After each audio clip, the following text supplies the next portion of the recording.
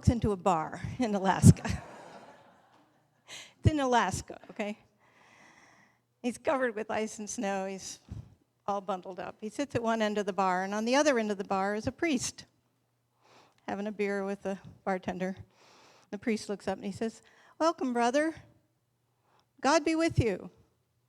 The guy says, "I don't believe in your God."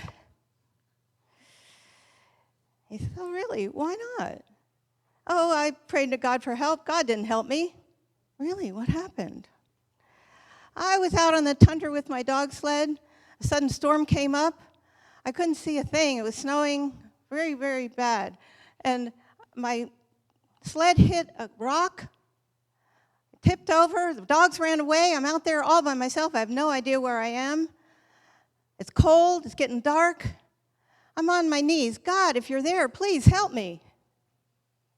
And the priest kind of smiles and he says, "Well, you're here. Looks like God helped you."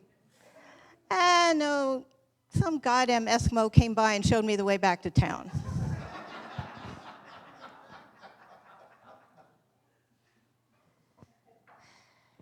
Now, I have learned that Eskimo is no longer politically correct. So I apologize. I have no disrespect for the indigenous people of Alaska.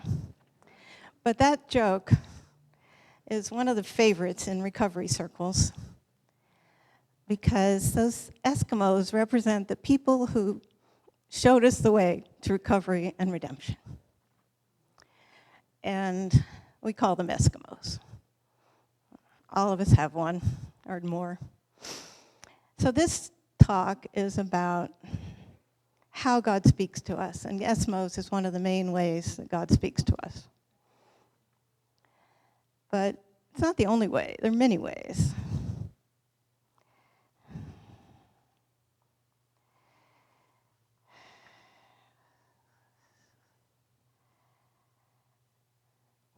As one of my favorite speakers like to say, "Hang on, time out."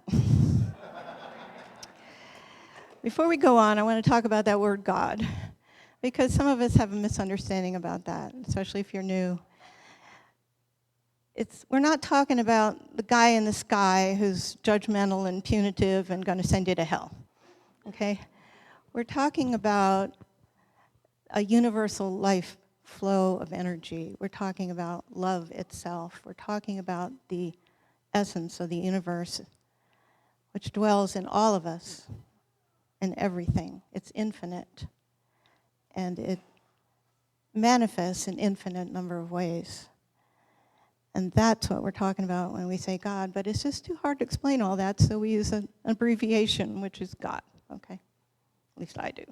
Some people say spirit or source of the universe, whatever.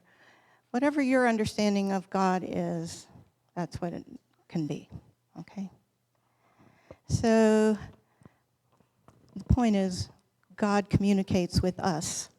It's a two-way conversation. We pray, and we've talked a lot about prayer here, but we don't talk that much about how God communicates with us. So I want to talk about that today.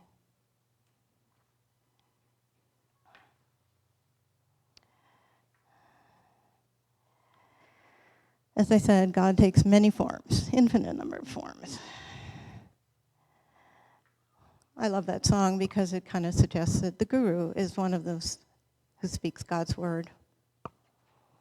But there's also the Eskimos, and there's the voice of God. In the Bible, there's all these references to people who heard the voice of God, God speaking to them. Now, I always was very skeptical about that. I always thought they were either lying or hallucinating, But until I heard the voice of God myself, loud and clear. It was a situation, I'm not going to go into the whole story, but I was in a work situation in which I was being very tempted to enter into a relationship that would have cost me my soul as well as my job. And I was very disturbed about this and really having a problem. And I was talking to a friend about it, and she said, well, she had had a similar kind of temptation in her life when she was very young, when she was a teenager. But she was able to say no, and the reason she was able to say no is because she knew if her dad knew about it, he would have killed the guy. Well, that really got my attention because I hadn't had that kind of protective parenting. I didn't know how to protect myself, and I didn't know I was deserving of protection. So when I heard that, it really struck home. I went to work the next day, and as I walked in, I put my hand on this doorknob. This very loud voice said, "Your father goes with you into this place." Loud. And I went in. I was able to set a boundary with grace, with calmly, just said no. It was all smoothed out. I was able to stay there for another 2 months before I could find a better, safer job. But I never forgot that moment. And I've heard that voice since then at other times. Is there anyone else here who has heard that voice? Am I alone? A few people have. And it's like, it changes your life because you know it's real, you know. Okay, so the voice of God. But much more often, we're talking about other signs. Sometimes a road sign. Sometimes a tap on the shoulder. Sometimes synchronicities, you know. Sometimes like serendipities. That'll be a signal for us. But I call a tap on the shoulder when there's something that may not be fun or good coming our way, but it wakes us up. A few weeks ago, I was supposed to do a talk here, and I got deathly ill. I mean, I was really sick for 3 days beforehand, and I still wanted to do the talk so badly. Finally, on Saturday night, I had to call Kevin and say, "I'm sorry, I just can't do it. I'm really sick." Within 15 minutes, I started feeling better. And I had been really sick. And I realized God was telling me, it's not your time. It's not time to do this. I'm really very sorry, but you're going to have to stay home. And I call that a tap on the shoulder. There was no permanent damage done, but it really got my attention. There's another thing I call when God whoops us upside the head. You know, this is when we're not paying attention and we just refuse to listen.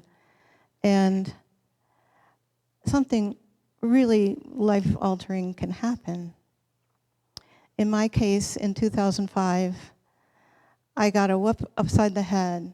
I got a tick bite with a big rash. I went to the doctor. The doctor said, "Don't worry about it. There's no Lyme disease around here."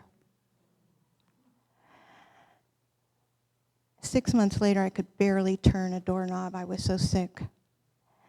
I lost my job, my career, my best friend, my entire life savings, and 7 years of my life because I listened to the doctor and not to myself. Something in me was telling me, this is something you need to deal with, and I didn't deal with it. And there was a lesson there that I finally learned, which was, to thine own self be true. You know, because that other person may not know and may not care what's right for you. That's an example of God's will teaching us. Life is school, right? Well, that was a bitter lesson, but it taught me a lot. So why don't we listen? Obstacles. What are our obstacles to listening, to hearing that guidance? Well, first of all, we're all human beings with egos, and we don't necessarily want to be guided, especially if we've been wounded. Last week, Esther Nicholson talked about the wounds, what happened to us. And sometimes, if it's trauma, if it's a severe wound, it stays with us forever. It's in our genes, it's in our brains, you know, it affects us. And one of the things it does is it creates resentments toward those who wounded us, and sometimes toward God for letting it happen. That's going to be an obstacle to listening and doing God's will.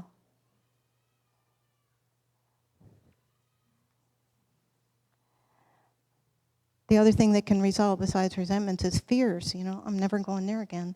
I'm never having that kind of relationship again. Just decisions, based on fear that keep us from the guidance. False beliefs. A lot of times when we're wounded at a very young age, our belief is, we don't deserve anything better than that. I don't deserve love. I am unworthy. These beliefs can keep us from listening, from hearing the word that's always there. Addictions and other bad habits can really stand in the way, as we know. And other character defects, one of which is pride. My pride tells me, I don't need guidance. I know what to do. I know everything. There are many other ways that we can lose touch. So, okay, there are all these obstacles, but there are antidotes to our obstacles. There are many antidotes. Some of us choose therapy, some of us have a religious conversion. There's many different ways that this can manifest. But I'm just going to talk about two of them really briefly today. One of them is the 12 powers of unity. While Myrtle Fillmore was healing herself from tuberculosis, Charles, her husband, was coming up with these 12 powers. He wrote this book about it. It's on the website. You can get it on the unity.org website about the 12 powers. The one that I'm going to talk about today is the power of elimination. We can eliminate those resentments. We can eliminate those fears. We can let go of what no longer serves us. So there is a way to do that. There's many ways to do that, but one way that I am particularly partial to is a book, this little book here. It's not specific to any specific religion, but it's a spiritual book. It has helped me and millions of other people to release obstacles. It's a definitive guidebook on how to release beliefs and behaviors. Problem is, it's got a really weird title that misleads a lot of people. It's called Alcoholics Anonymous, which is very unfortunate. There's not much I would change about this book. It's really an amazing document, channeled information as far as I'm concerned. But I would change the title. I would call it Humans Anonymous, because I literally do not know anyone who would not benefit from what's in this book, the guidance. Specifically, how to release those obstacles to having a definite contact with a higher power. It's a very powerful process, and anyone can get this book. Anyone can go to an open meeting. It's a very powerful antidote to our obstacles. So there are ways to address the obstacles, but we still need to make time to connect.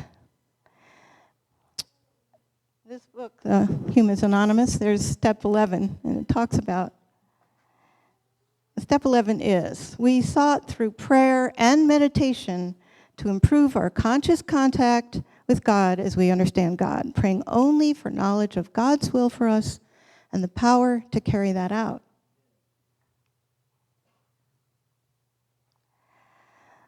Prayer and meditation. If you told somebody, let's say you had a counselor and you told them your problem, and then you walked away, you wouldn't get to hear their advice, right? You wouldn't get to hear their guidance. So we need to sit still, and we call that meditation. But I want you to know there's no special gear required. You don't need a special cushion. You don't need a special bell. You don't need candles and incense. You don't even really need a quiet place, although quiet is helpful. But you can do it anywhere. And it just means let go of the obstacles, at least for this moment, and listen. Listen to the guidance that's there. I've recently discovered a really powerful way of doing this. It's incredibly simple, it's insanely simple, and it really works. It's called two-way prayer. And some people here may know about that. It's basically, you can learn all about it on YouTube, okay? There's just type in two-way prayer and Father Bill W. or Reverend Bill W. and you will find it. And he talks about it. It's like a 15-minute YouTube, and it's so simple. You write out your question, and then you shut up and you listen, and you write out the answer. It's that simple, and it sounds like it couldn't possibly work, but it does. I've just had some amazing results by doing this. I'm going to read you, if I can find it. Hold on.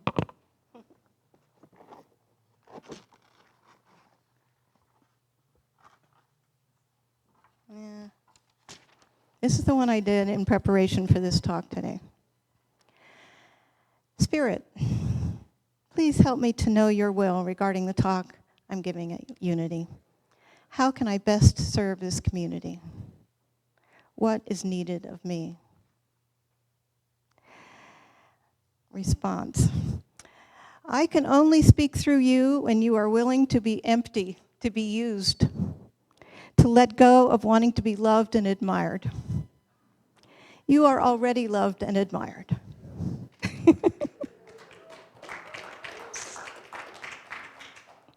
But Nate was right. The love and admiration cannot reach you until you love yourself. The shield must come down.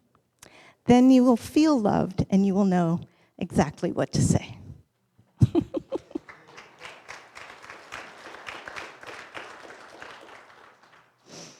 Okay, that's two-way prayer.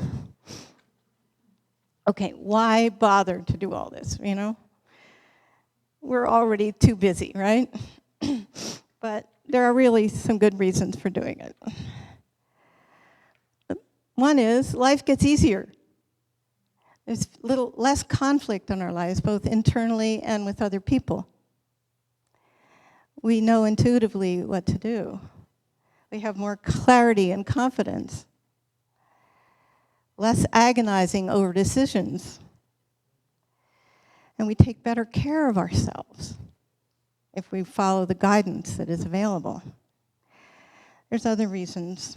One is that the world desperately needs us to be calm, compassionate, brave, and responsible.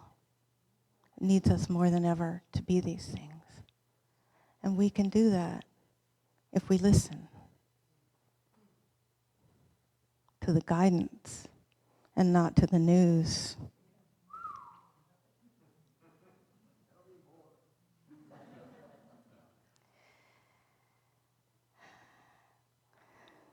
If we do listen, the guidance is often going to tell us to serve others, to give more than we take. And service brings us great joy. So it's another good reason to do it.